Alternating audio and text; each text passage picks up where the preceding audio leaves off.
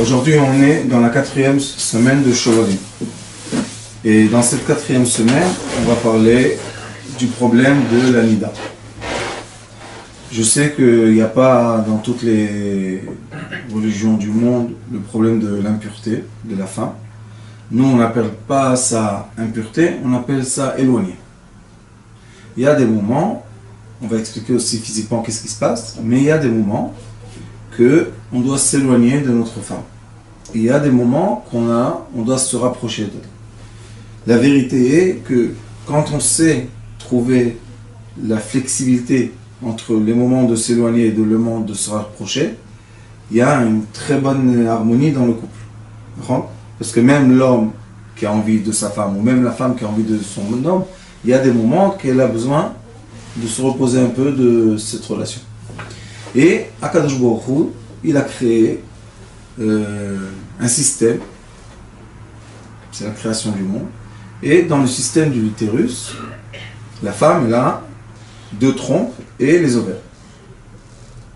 Dans les ovaires ça s'appelle Shachalot, on a l'ovaire, l'ovule, et l'ovule elle sort une fois par mois, 3 jours. Elle est prête, elle est mûre à capter le liquide de l'homme masculin. Après, si elle n'a pas capté, elle est obligée de passer. Elle perd sa place, et elle ressort dans le utérus et elle s'implante là-bas jusqu'à que l'utérus saigne. Alors, qu'est-ce qui se passe ici? Vous voyez, on a ici les ovaires, ça c'est le tronc, trompette, et l'ovule sort, et ça c'est l'utérus. Mais l'utérus est créé d'une façon très intéressante, c'est comme des montagnes. Et les montagnes sont habillées d'une couche qui est comme du gel. Et cette couche-là, c'est elle qui se détruit, et elle prend l'ovule avec elle, et elle la fait sortir du corps de la femme. Ça se passe une fois tous les mois, 3 jours pendant le mois. On va montrer encore une autre photo. Il y a la photo des jours. Voilà, c'est plus facile à montrer. Oui. On a un cycle du mois, du 1er jusqu'au 28. Et dans ce cycle-là, on va avoir l'évolution de l'ovule. Jusqu'à quand qu'elle est prête, ça s'appelle biout, ovulation. Quand elle est prête, le liquide masculin peut rentrer. Mais si le liquide masculin n'est pas arrivé, elle doit laisser sa place. Et c'est pour ça que le gel, le liquide qui est sur les parois du utérus, c'est lui, tu vois, qui se défait et il sort. Alors les sages nous disent que la femme même, pendant ce moment-là, cette période que l'ovule sort, elle n'a pas été en harmonie avec le liquide masculin, la femme ressent dans son corps un deuil. Elle a un sentiment de deuil. Pourquoi? Je pouvais être enceinte, je ne suis pas tombée enceinte, donc l'occasion d'être enceinte part de mon corps, elle reviendra plus, cet ovule ne reviendra plus. Et ça, c'est le moment qu'on appelle Nida. C'est le moment que la femme, elle a ses règles. Et la Torah nous dit, les jours de règles, tu n'as pas le droit de t'approcher de ta femme du tout. Pourquoi? Parce que c'est possible que tu auras, oui, envie d'elle, et tu ne pourras pas t'arrêter, te retenir. Et si tu ne vas pas réussir à te retenir, tu vas faire ça quand elle est en deuil. Et il y a un autre commandement de la Torah qui dit que pendant qu'une femme est en deuil, on n'a pas le droit de s'approcher d'elle, non plus, pendant le deuil. Pourquoi? Parce que maintenant, dans le deuil, elle ne peut pas avoir ce qu'on appelle la joie. Et toute l'histoire du rapprochement entre un homme et une femme, c'est emmener la joie à la femme. C'est ce qu'on a signé dans la Ktuba, Ksuta Vonata. Elle a la joie d'être habillée et d'avoir de l'argent, et ça s'appelle Damim, ça s'appelle de l'argent. Et elle a une autre joie de Damim, c'est quoi? La joie qui s'appelle Onata. le plaisir physique. Donc elles ont deux plaisirs physiques. Et nous, on a signé les deux. Pendant le moment le moment de la nida, le moment des règles, la femme elle est en deuil, donc il faut la laisser tranquille. Finir son deuil comme il faut. Les filles d'Israël ont pris sur eux, après les jours de sang, de saignement, encore 7 jours propres. Et ces 7 jours propres-là, ce sont des jours qui sont un peu difficiles au couple. Pourquoi? Parce que d'un côté, il n'y a plus rien du tout. Donc il n'y a plus de sang, c'est fini, l'ovule est parti, tout va bien. Mais d'un autre côté, c'est interdit.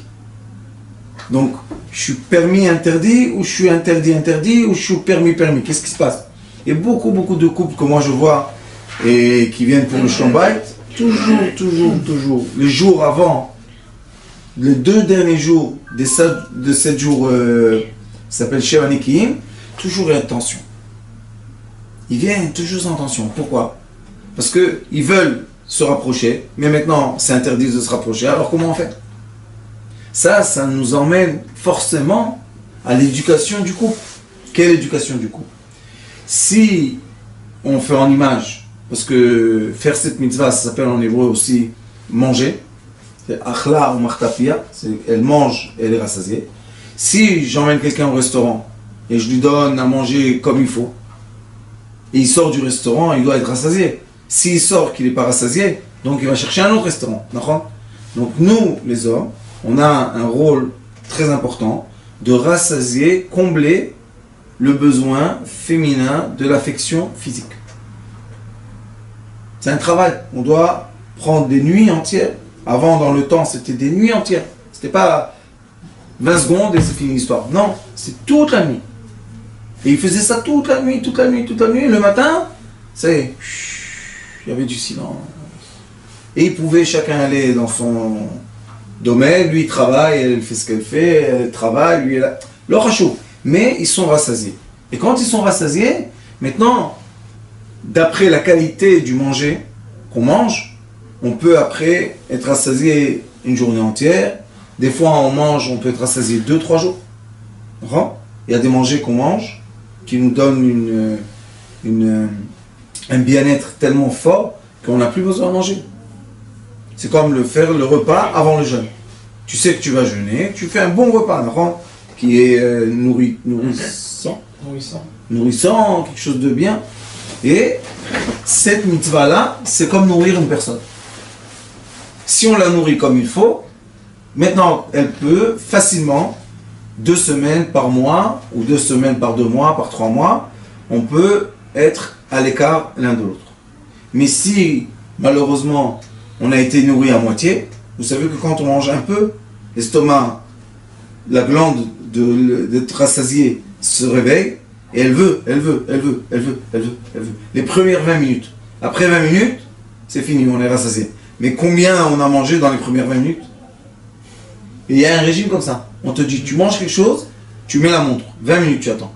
Et après, essaie de continuer à manger. Il n'y a plus. Pourquoi? Parce que je suis rassasié. Ici, c'est exactement la même chose.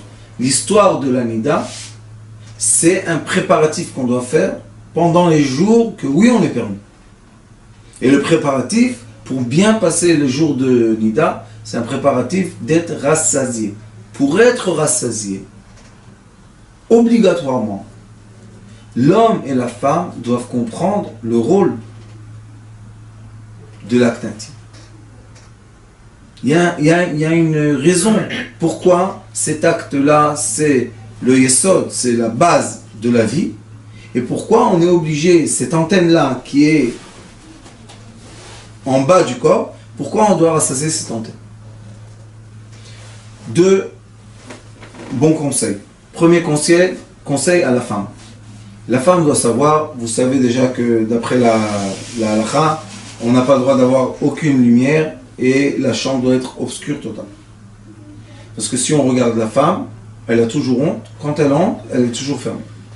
C'est comme ça. Et si elle n'a pas honte, c'est pas un signe de modestie, on va dire comme ça. D'accord? Alors la femme, comme il y a l'obscurité, elle doit permettre à son mari, elle doit lui enseigner comment lui faire plaisir.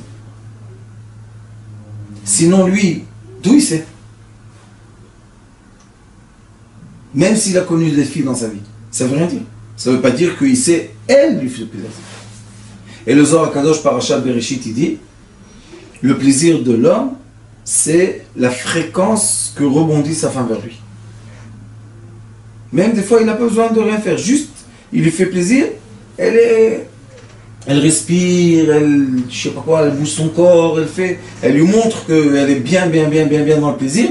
Pour l'homme, c'est suffisant. Il est très content. Pourquoi? Parce que ses hormones à elle, qui vibrent, envoient le message à ses hormones à lui, et ils vivent ensemble avec elle. Donc, il peut être content de ça. Ça, c'est le conseil pour la femme.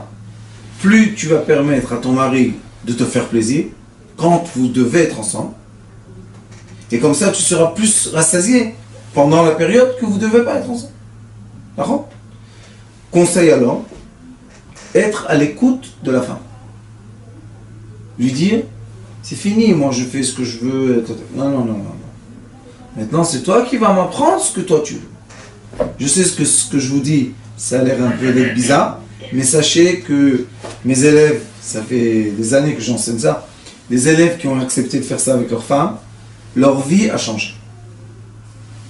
Parce qu'en vrai, tant qu'on n'est pas vraiment ouvert l'un à l'autre dans l'intimité, il y a toujours en dehors de la chambre des zones comme ça qui ne sont pas à l'aise. Vous savez, il y a les tensions, on n'est pas à l'aise toujours. Et c'est pas normal que je suis marié avec une femme qui est ma femme, mon corps, mon âme, et je ne sois pas à l'aise avec elle. C'est comme si que quelqu'un dit « Ah, je ne suis pas à l'aise quand je mange. » Pourquoi? Parce que je suis en train de faire la digestion du manger. Qu'est-ce que tu veux faire? Tu veux enlever le chas shalom, la poche de la digestion?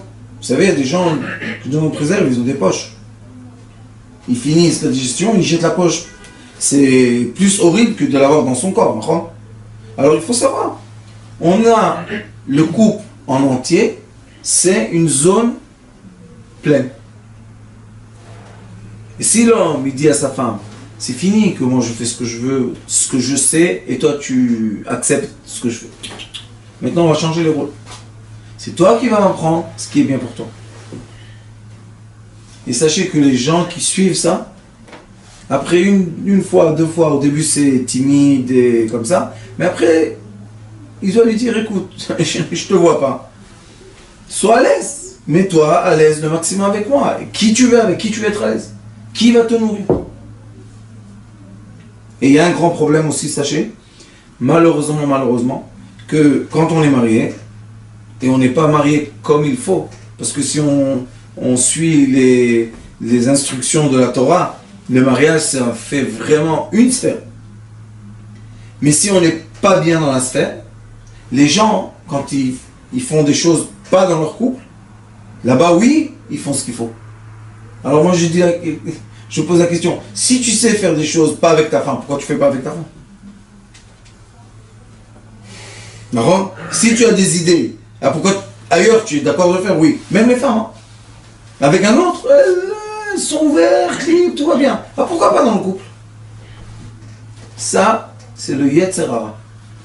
Le mauvais penchant ne te permet pas de profiter totalement ton corps et ton âme.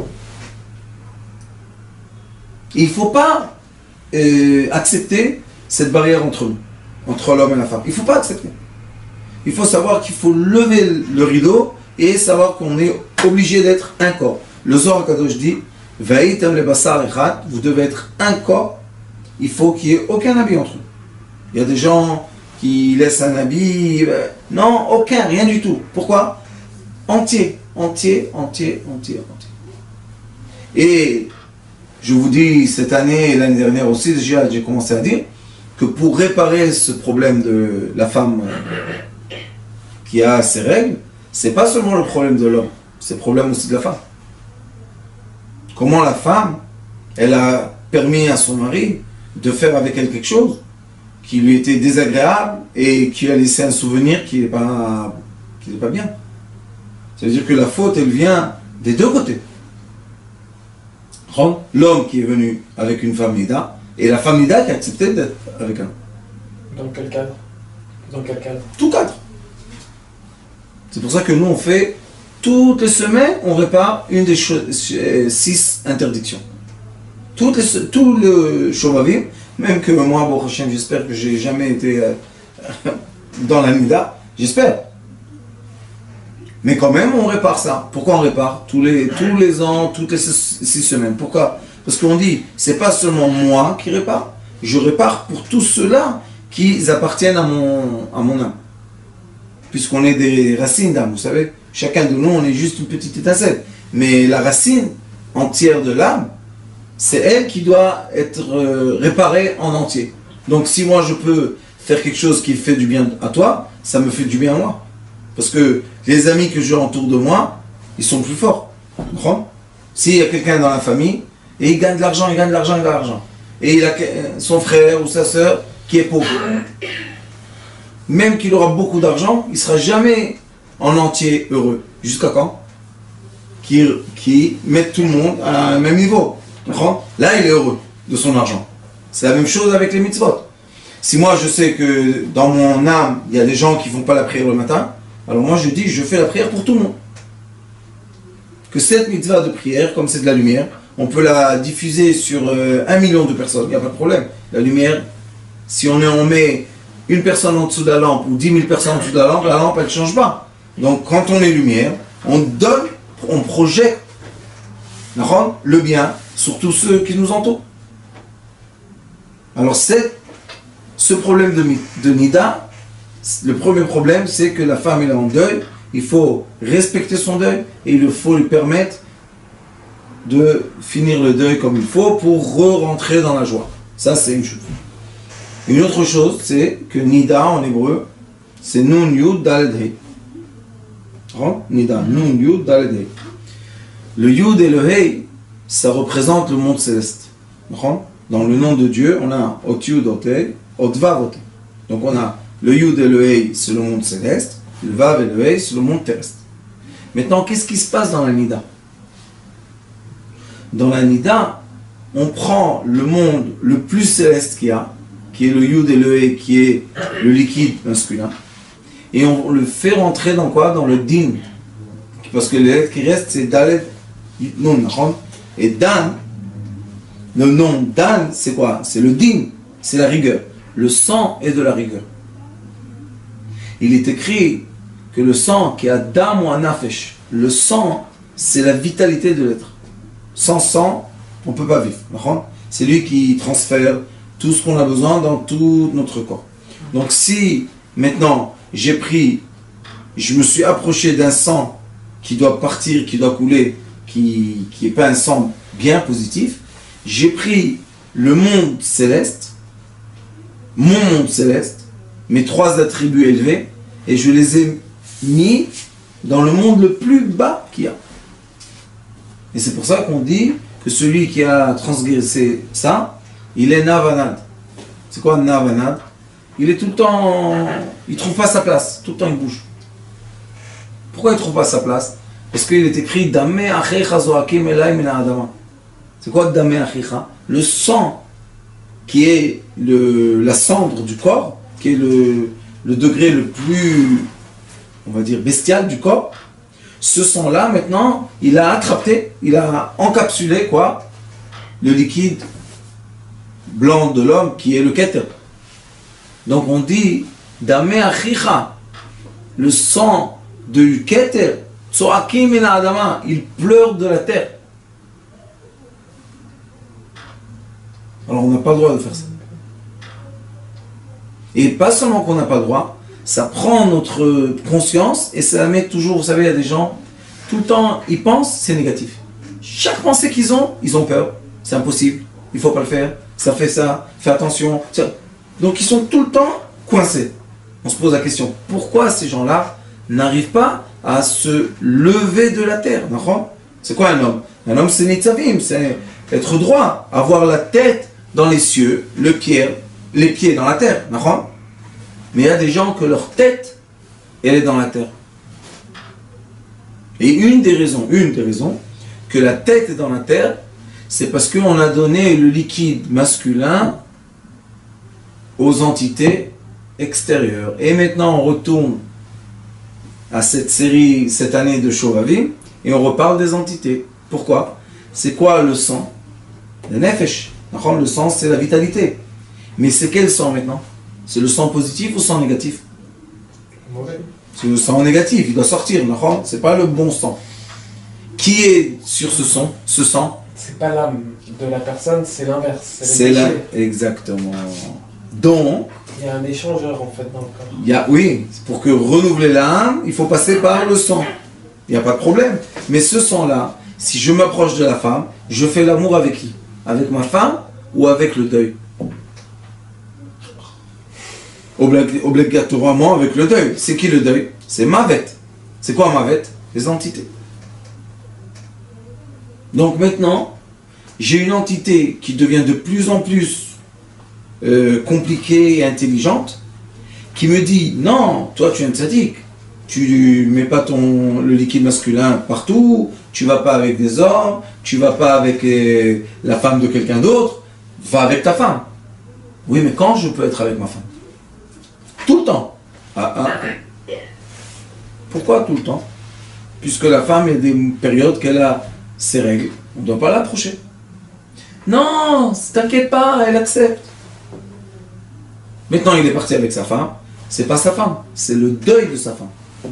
Et c'est pour ça que les sages disent que pendant le temps que la femme, elle a les règles, son regard est très puissant. Et elle peut, à un point, que si elle regarde un Sefer Torah, elle peut annuler le Sefer Torah. Qu'on fait saute, tac, une lettre saute. Ou bien, si elle regarde un miroir, il y aura des taches dans le miroir, sans qu'elle a touché.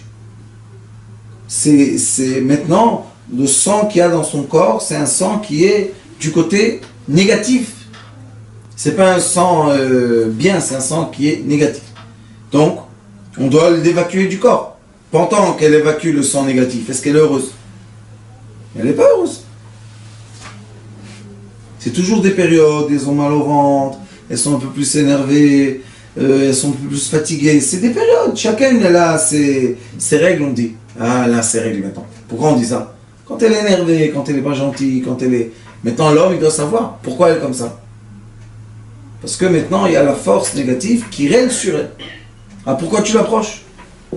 Pourquoi tu l'embêtes? Pourquoi tu lui dis pourquoi tu n'es pas gentil avec moi? Souris-moi. Laisse-moi tranquille.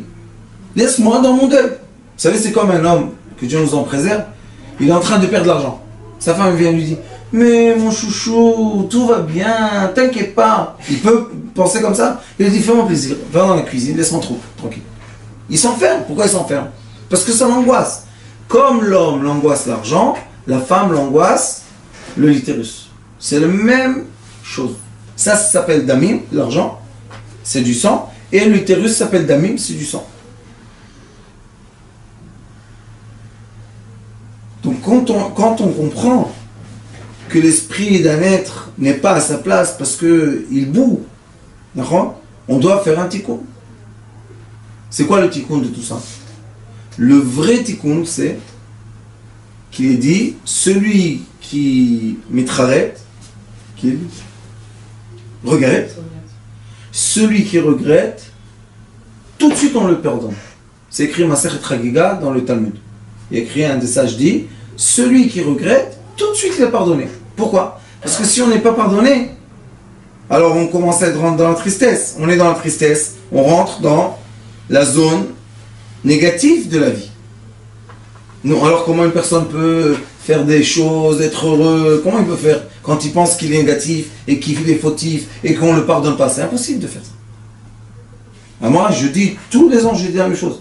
Je dis, le tikkun de Shovavim, la réparation de ce problème, c'est quoi? Au contraire, sois avec ta femme. Au contraire, profite avec elle. Au contraire, redémarre tes relations. C'est le moment où tout.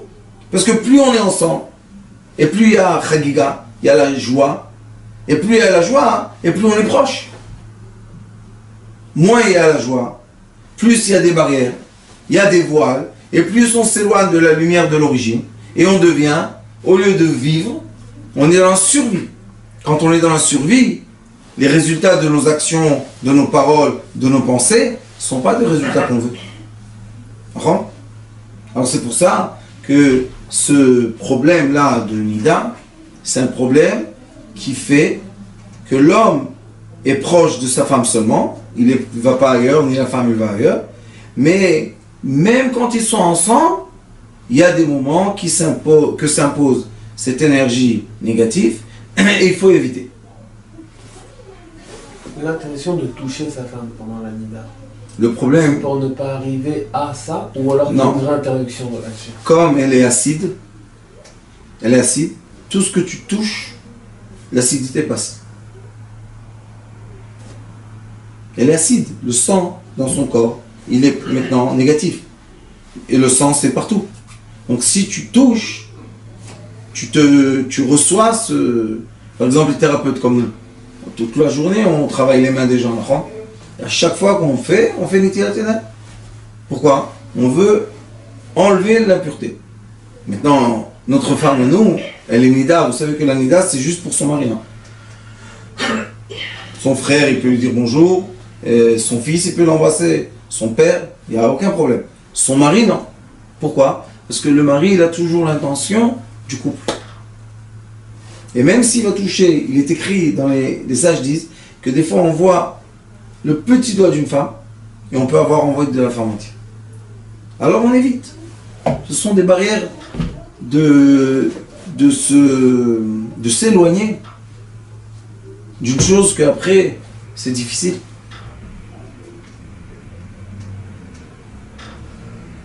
Il faut chacun d'après son degré. Moi je dis des fois il y a des exceptions, il y a des problèmes, il faut parler de ces choses-là, pas comme ça en public, c'est des choses privées, chacun il a sa relation, son degré, son approchement, chacun il doit mettre sa maison en place comme c'est bien pour son âme. Je sais que vous avez dit que c'est interdit, ce que j'ai compris c'est une barrière, c'est pas interdit. C'est une barrière. Les barrières c'est une interdiction. Oui mais est-ce que le fait par exemple de rentrer, quand il y a juste du bonjour et un bisou sur la joue par exemple? Je te dis encore une fois, le problème c'est la conscience. Elle maintenant, si elle serait toute seule, sans aucune pensée déformée, comme aujourd'hui malheureusement une pensée déformée, si tu lui aurais demandé qu'est-ce que tu voudrais pendant que tu es au Nida, elle t'aurait dit je veux être seule.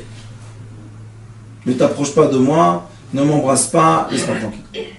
Pourquoi elle veut ça? Parce que nous les hommes on ne peut pas comprendre. Mais eux les femmes, c'est des douleurs, c'est pas agréable, des odeurs, vous savez, il y a du sang qui sort de son corps, c'est pas quelque chose de très agréable. C'est comme quelqu'un, il s'est coupé la jambe, il saigne, et maintenant sa femme dit viens on fait l'amour. C'est pas agréable, c'est pas propre, d'accord? Maintenant, comme on a, chacun de nous, on a toujours les approchements pour réparer des avérotes, il faut comprendre un système. Ce système s'appelle Tmura. Tmura en hébreu, c'est l'échange en français. Ça veut dire que j'ai fait de certaines fautes. Elles sont imprimées dans mon corps. L'endroit dans lequel on imprime ou on encaisse des mémoires, c'est dans le sang. Il y a des petites bulles d'air que chacune encaisse quelque chose, elles se coincent dans notre corps, dans les muscles, dans les organes, elles se coincent, des bulles d'air. Et ces bulles d'air-là commencent à pourrir, moisiture. Et on commence à avoir des maladies, des problèmes. Maintenant, est-ce qu'on peut faire le rachat du sang? Question, non? Quelqu'un, il a fauté.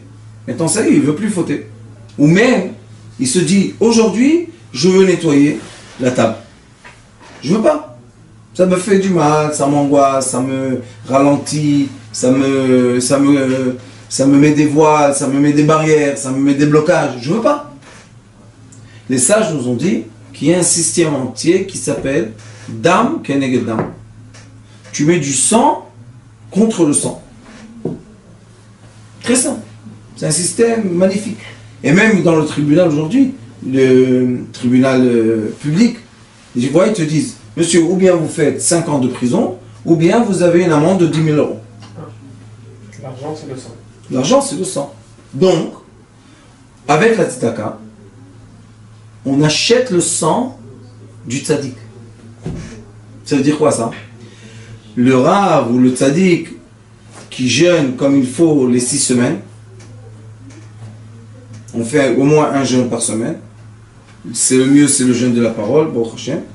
Quand on jeûne, on perd du sang essentiel du corps, ça s'appelle Dam vechelev. On perd une qualité de vie pendant le jeûne. Et cette qualité de vie, c'est comme le sacrifice qu'on donne sur le tabernacle. On donne un sacrifice. Et même on dit dans la prière, voilà, je t'ai donné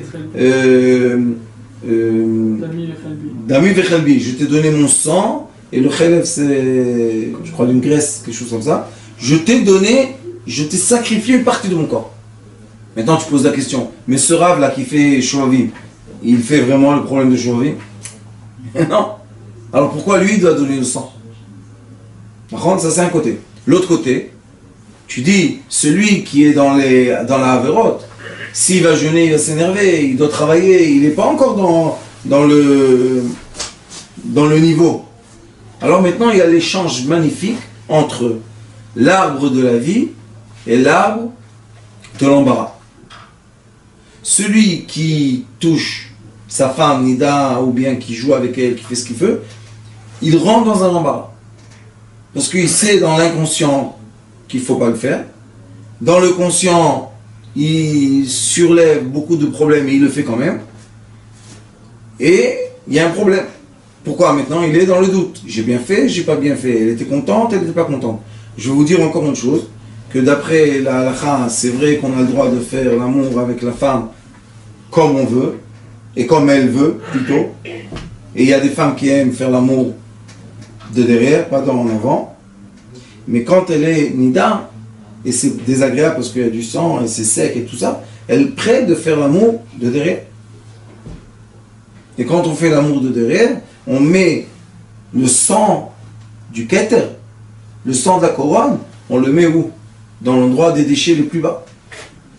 Si on a fait ça, le Ari Akadosh explique, le tuyau, le membre essentiel qui va faire passer ça, lui il aspire aussi. C'est pas seulement qu'il donne de l'énergie, il aspire de l'énergie.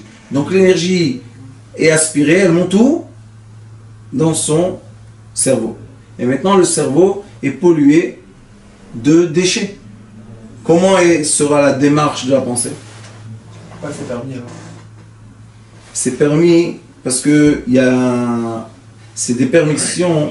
Toujours dans la Torah, quand tu as des permissions, tu dois voir quel degré tu es. La Torah, elle permet à la personne de venir du degré bestial, total, jusqu'au degré très élevé. Mais si on ferme les portes, comment les gens vont rentrer? Alors on dit, maintenant, ça va. Après un temps qu'ils comprennent, qu'ils évoluent et tout, on lui dit, regarde, ça, c'est pas bien. Alors il peut arrêter. Mais si tout de suite tu lui dis, ça interdit, interdit, interdit, interdit, comment il va évoluer le pauvre? C'est comme quelqu'un qui étudie la médecine. Au début, il étudie une chose, mais à la fin, quand il est médecin, il n'utilise pas ce qu'il a étudié la première année. Alors le sage, qu'est-ce qu'il fait? Il donne son sang pour qui? Pour celui qui a fait la faute. Et c'est comme pendant le temps qu'on emmenait les sacrifices. Très simple. Celui qui fautait emmenait le sacrifice au Kohen. Le Kohen, lui, toute la journée, il travaillait au temple, quoi, pour lui. Lui, il n'a aucune faute. Il travaillait pour qui? Pour ceux qui venaient. Le tzaddik, c'est comme un prêtre. Il travaille pour sa communauté, pour les gens qui sont liés à son âme, pour tout cela. Et qu'est-ce qu'on fait? On fait l'échange de sang en échange d'argent. Et l'anida, c'est quoi? C'est du sang. Donc on peut racheter le sang de la femme avec de l'argent. Et là, Baruch Hashem, on a changé la polarité de cette faute. Donc ce qu'on appelle Pidyon Nefesh, le rachat de l'âme, c'est un système qu'on peut tourner la polarité d'un esprit d'une personne, tourner la polarité d'une conduite de quelqu'un. On a la force de tourner les polarités. Parce qu'aucune personne n'est mauvaise. Comme la femme, quand elle a les règles, elle est interdite, mais quand elle n'a pas les règles, elle est pas seulement permise, c'est une obligation de lui faire plaisir. Alors tu vois que d'un côté je peux lui faire plaisir, et d'un autre côté on me dit ne touche pas. Qu'est-ce qu'il y a? Pourquoi je ne touche pas? Parce que ça s'appelle une sphère entière. On veut être capable de vivre l'entier. Alors les moments permis, tout va bien, tout va bien, tout va bien. On est arrivé à un pic, maintenant ça commence à s'approcher les jours interdits. Alors, qu'est-ce qui se passe? On s'éloigne. Après, il y a les jours interdits, interdits, interdits. Il y a le pic, qui est le dernier jour du sang. Après, on a 7 jours pour faire quoi? Les sages nous disent que pendant les 7 jours, qu'elles comptent. Alors, qu'est-ce qu'elles font? Elles doivent désirer l'homme. Comment on peut tester ce désir? Parce qu'elle se dit, si je m'abîme et j'aurai une goutte de sang, je vais devoir compter encore une fois 7. Donc je vais repousser la date. Et si je suis tellement, j'ai envie de lui, je veux qu'on soit ensemble, donc je fais très attention de ne pas avoir cette goutte de sang qui va tomber. Alors, on dit que les 7 jours de propre, ça s'appelle les 7 jours Nekiim. La femme, elle doit être tout le temps intentionnée, on dit, par son mari. Et le mari aussi, il doit être gentil. C'est comme si on réchauffe la relation. Et là, le jour qu'on a le droit d'être ensemble, c'est un jour très, très, très, très, très, très, très élevé de connexion humaine. Et après, les jours d'après, la connexion n'est pas à la même hauteur. Pourquoi? Parce que ça y est, on s'est un peu habitué, malheureusement. Et après, revient le temps qu'on doit encore une fois se séparer. Donc, on a vraiment un mouvement de respiration du couple. On est proche, on fait sortir, on monte, la neshama monte, on s'éloigne, maintenant on descend sur terre, on se reproche, on remonte dans les cieux, on repart, et ça c'est le battement de la vie. Tout dans le monde bat. Il y a des battements positifs et il y a des battements négatifs. Ce qu'il faut savoir, c'est les battements négatifs, les racheter avec des battements positifs. Le rachat du sang, c'est quoi le principe en fait? C'est quelqu'un qui a fauté avec une femme. Toutes sortes de fautes. Il rachète sa faute par de l'argent. Par le sang. C'est comme si on rachète le sang négatif. Et qu'est-ce qu'on fait? On le rend positif. En tzedaka. Comme on dit que l'ange de la tzedaka, c'est tzedaka tatzil memavet, ça s'appelle la tzedaka nous sauve de la mort. Et on a dit que la mort c'est les entités. Donc l'argent nous sauve des entités. Et le Zohar Kadosh dit, toutes les mitzvot protègent un jour, la tzedaka protège 7 jours. Et si vous allez voir dans le monde entier, dans toutes les religions ou dans toutes les communautés du monde, il y a toujours ce système de charité. Donner. Toujours donner, aider. Pourquoi tu donnes si tu as ramassé tellement pour toi? Pourquoi maintenant tu donnes? Parce que c'est le battement de vie. Je ramasse. Maintenant je ne veux pas me coincer. Je veux quoi? Le battement, le nouveau battement. Donc je donne. Et je ramasse. Je redonne. Et plus on permet ce battement de vie, et plus on a. Plus il s'amplifie. Bien sûr. C'est x10 chaque fois. Alors l'histoire de la Nida, c'est la séparation du Yud et du He, qui sont les 3 attributs célestes. Et quand on sépare notre pensée, et au milieu de nos pensées viennent des voiles de mauvaises pensées, on ne peut plus faire ce qu'on veut. On n'est plus maître de soi-même. Donc on devient soumis à qui? On est soumis aux entités. C'est les entités qui règnent. Et personne ne veut être un esclave d'une entité. Parce que l'entité, elle fait avec la personne ce qu'elle veut. On veut être maître de soi-même. Pour être maître de soi-même, on est obligé de... Ça s'appelle l'imshor yadav. De éviter avec ses mains tout ce qui peut me coller aux entités négatives. Et ça ne veut pas dire qu'on ne vit pas avec eux. Parce qu'il y a les entités négatives qu'on vit avec eux comme des frères, comme le Yetzirah qu'on a dans le cœur. Si on nous enlève le souffle du cœur, on meurt. Donc il y a une partie des entités qu'on doit vivre avec eux pour manger, pour dormir, pour vivre, pour activer ce corps physique, il n'y a pas de problème. Mais il y a les parties d'entités, qui ce sont les entités, on va dire, en trop. Que eux, ils ont une guerre avec l'âme qui possède le corps. Et plus on va coller notre corps aux entités, et comment on le colle par le membre essentiel, on leur donne notre vie. C'est quand les gens ils pensent logiquement, ils se disent c'est impossible. J'ai un monsieur qui est venu me voir. Il a entendu le cours que j'ai parlé sur faire sortir le liquide masculin ou féminin. Il m'a dit j'ai bien utilisé ce cours et je ne fais plus ça. Je dis pourquoi tu ne fais plus? Pas de problème. Il dit non, j'ai compris et depuis j'arrive à me concentrer dans mon travail et je fais des contrats. Et j'ai jamais compris pourquoi. Je suis toujours... j'y arrive presque, vous connaissez? Presque le contrat, presque un travail, presque j'ai acheté, presque vous connaissez le presque? Ça c'est que Dieu nous en préserve, c'est l'enfer sur terre. Être à côté et ne pas réussir à toucher. Ça s'appelle les blocages. C'est pour ça qu'on a la prière qui annule tous les blocages. Il y a des personnes qui font le tikkun aklali pour ce genre de faute. Mais c'est bien si on décide de faire teshuva, ça efface déjà la faute, donc oui. il n'y a pas besoin. Alors c'est quoi, d'où ça vient ce système de tikkun aklali? Le tikkun aklali, c'est 10 paragraphes, chapitres. 10 chapitres de Teilim, qui sont une combinaison de mots qui peuvent permettre l'ouverture d'un tunnel vers le céleste. Qui peuvent. Ils sont capables. Maintenant, ça dépend de toi. Moi, mais Rabbi Nachman a dit... J'avais parlé à quelqu'un qui m'avait dit j'ai fait à peu près des calculs de toutes les fautes que j'ai fait. J'ai passé 8-9 ans à réparer chaque nuit cette histoire par le tikkun aklali. C'est pas un système de calcul. Non. Les sages nous disent dans le Talmud Itcharet nimchal omiyad. Sinon, c'est impossible de vivre.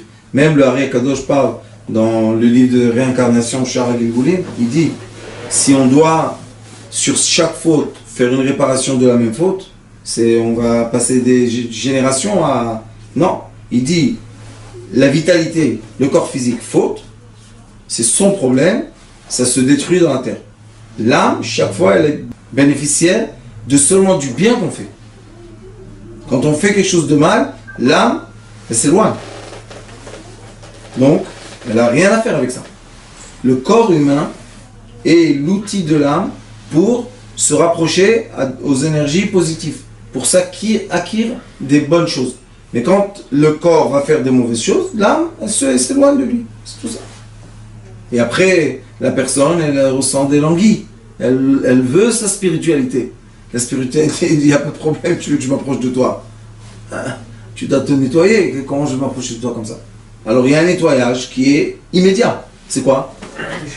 Vraiment, par amour, je veux ma relation avec mon âme. Je veux ma relation par amour. Et non pas par crainte, ou par coup, ou par maladie. Je veux pas ça. Et tout de suite, sur le moment, tout effacé, tout. Et au contraire, il est écrit, Zdonot d'un fer sruyot. Tout ce que tu as fait mal, les anges deviennent des anges positifs. C'est pour ça qu'on voit des fois des Baal Tshuva, paf, ils montent très haut, d'où ils ont la force, qui leur donne l'essence. Tout ce qu'ils ont fait négatif devient positif. Et c'est ça ce qui est beau pendant le Shuravim. Les portes du ciel sont ouvertes pour nous. Shuvu elai, shuvu elechem. Revenez vers moi, je reviens vers vous. Non? Est-ce qu'il y a un moment de plus beau que ça? Et maintenant, comme la femme, elle s'appelle la fille du roi, toute femme sur terre, ce sont les filles du roi céleste, parce que la femme a été créée la dernière. Donc, le roi, qu'est-ce qu'il veut? Le père, qu'est-ce qu'il veut pour sa fille? Quand est-ce qu'il aime le gendre?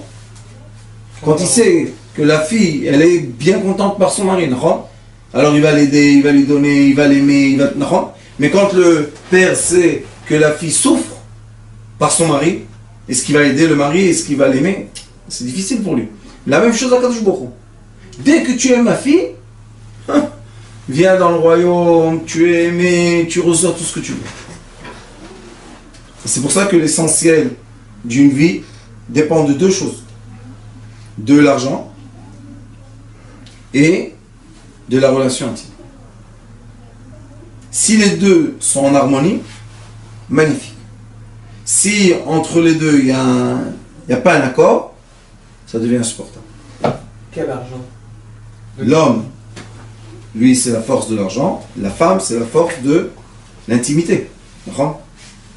Donc, si l'argent, l'homme comble sa femme, oui, s'il lui donne tout ce qu'elle a besoin, elle a toujours dans son porte-monnaie de l'argent qu'elle a besoin, donc il la rend contente, sa femme, elle se sent bien.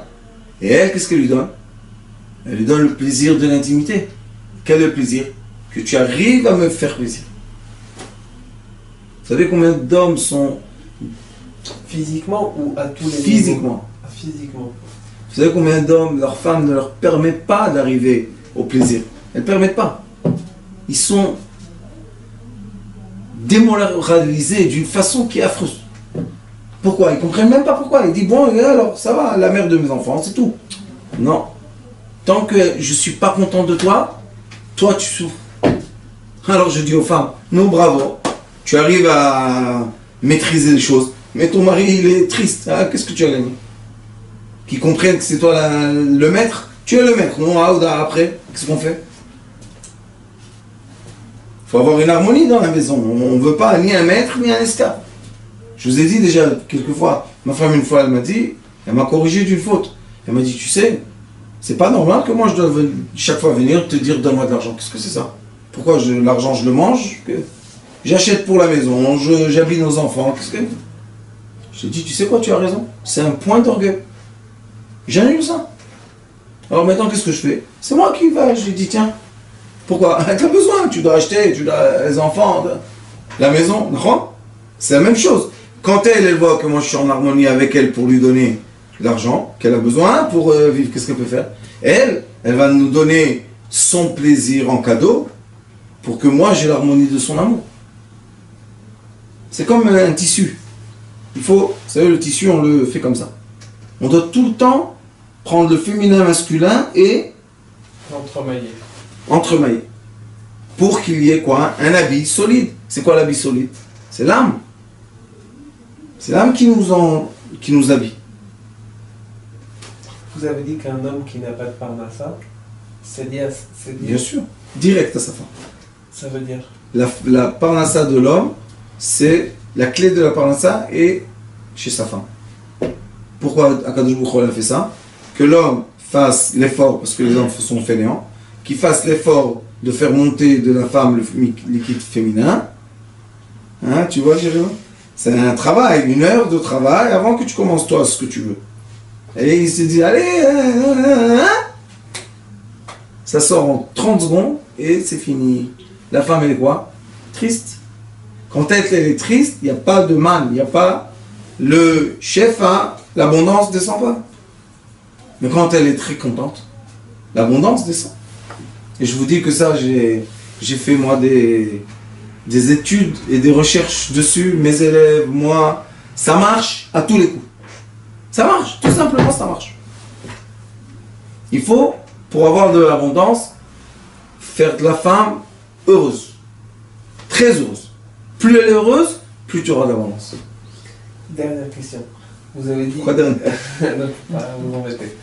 Vous avez dit la vie de l'homme, elle dépend de 2 choses, de la parnassa de l'homme et de la relation physique de la femme. Pas la vie de l'homme, la vie du couple. La vie du couple. Mais toutes les autres mitzvot de la Torah, l'étude de la Torah, la cacheroute... Ça, tout ça, c'est après ça.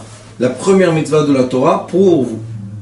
Ça veut dire quoi? C'est-à-dire que c'est plus important de rendre sa femme heureuse que oui. de passer du temps sur une exactement. prière ou sur... exactement. Et c'est écrit dans le Talmud, enlevez mon nom de cette maison, qu'il reste la paix là-bas. Ne faites pas rentrer mon nom dans cette maison pour avoir une séparation entre l'homme et la femme. J'ai des couples comme ça. Oui, vaut mieux un couple. L'homme devient religieux, la femme pas tellement, Il met la religion entre deux.